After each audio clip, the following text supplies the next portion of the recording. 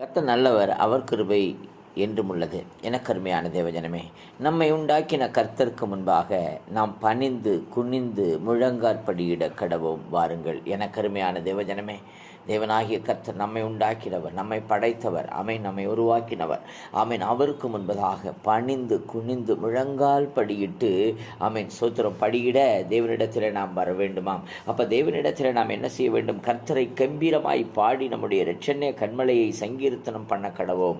ஹல்லேலூயா. கம்பீரமாய் பாடுங்கள். ஏனென்றால் அவர் நம்மை வானத்தையும் பூமியையும் உண்டாக்கினவராயிருக்கிறார். வானத்தையும் பூமியையும் உண்டாக்கினவர், அதே போல நம்மை உருவாக்கினவராய் நம்மை உண்டாக்கினவராயிருக்கிறார். அவரை தொழுது கொள்ளுங்கள். ஆமென், சோத்திரம். அவரை தொழுது கொள்ளும் போது தேவனாகிய கர்த்தர் நமக்கு எல்லாவற்றிற்கும் நன்மையை தருவார். மனிதனை தொழுது கொள்ளாதீர்கள், மனிதனுடைய காலில் விழாதீர்கள். ஆமென். கர்த்தர் ஒருவரே தேவனாகிய கர்த்தர், அவரை தொழுது கொள்ளுங்கள். கர்த்தர் உங்களை ஆசீர்வதிப்பார். ஆமென்.